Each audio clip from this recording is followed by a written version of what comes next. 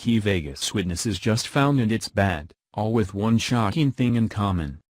It's been less than 24 hours since it was revealed that an outspoken key witness in the Las Vegas massacre was found dead under exceptionally mysterious conditions.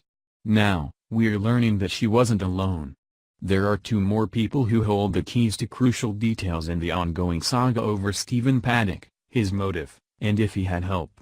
However, their sudden, unfortunate demise isn't all these four have in common.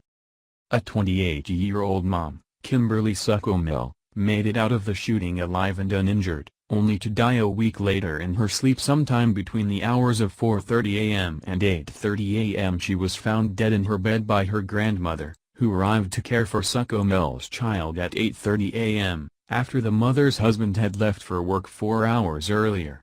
Although generally healthy and in good condition when she went to bed that evening, it was later reported that her untimely death was caused on by perhaps a seizure or maybe a brain aneurysm brought on by the stress of what happened in Vegas. Her passing was only days after a public post she made on social media which insisted that there was a lot that was being hidden in this investigation. Her factual account from the scene included a lot of details that from what she witnessed, including there being more than one shooter, that authorities have consistently discredited.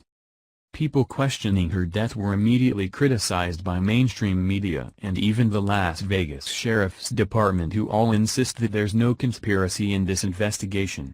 Apparently, it doesn't nor shouldn't seem strange to anyone else that this young woman just died suddenly after exposing what she saw. That post has since been removed and Suckomel's account set to private. Her witness account isn't all that's being met with unfortunate demise. Two other people who happened to be privy to important information are suddenly missing and silent. 1. Jesus Campos, was scheduled to explain what he knows in several public news interviews. Unfortunately, he was silenced seconds before that could happen. Now we know why. The Gateway Pundit reports. On Thursday night, investigative journalist Laura Loomer paid a second home visit to Jesus Campos's home in Las Vegas. The family of Jesus Campos is under a gag order. Why? This is a security guard who was reportedly shot by a madman. Why would his family be silenced?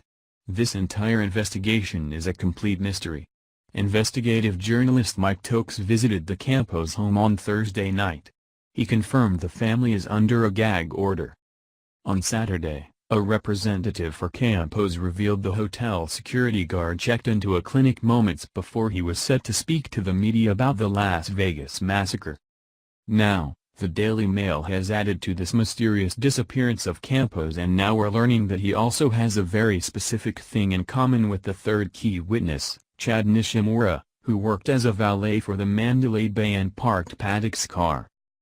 Daily Mail UK reports. The security guard is yet to be interviewed since he was shot by Stephen Paddock on October 1 on the 32nd floor of the Mandalay Bay Hotel. On Thursday, Campos was due to appear at a press conference after being given an award for his bravery, but he disappeared. His union representative revealed on Saturday that Campos was taken to a clinic shortly afterward, but he did not know which. Right now I'm just concerned where my member is, and what his condition is. It's highly unusual. I'm hoping everything is okay with him, and I'm sure MGM or the union will let media know when we hear something. David Hickey is the president of the Security, Police, and Fire Professionals of America, told Fox 5 Vegas. There's also a major problem in Nishimura's seeming disappearance. The valet guy who handled the killer's bags and drove in his car to park it hasn't been heard or seen since a single statement made to Kid 4. That statement was deleted from the site but has now reappeared, and it's unknown if it's been altered at all. The original cited reason for the delete from the site was out of respect to a request for privacy by Mr. Nishimura, who must have changed his minutes since, considering his alleged statements are now on the site. Here's what he had to say, according to Kid 4. Just in shock, really. It's scary to know that I was close to someone who was that dangerous. I would have never thought. He seemed like a normal guy. When he came in, nothing too weird about him. He didn't have any crazy bags with him that I can remember. We are a convention hotel, so we have a bunch of people who have boxes and multiple carts worth of stuff. "There's nothing weird that I can remember," Nishimura said. "All three of these people, one who is mysteriously dead, the other disappeared and is now under a gag order, and the third is also not speaking to reporters about specifics, all have in common that they know something that they are being prevented from saying. If investigators want to stop what they say are conspiracies, then they need to start talking about what actually happened, revealing what they know, and answering questions. All Americans are getting is excuses and accusations about jumping to conclusions.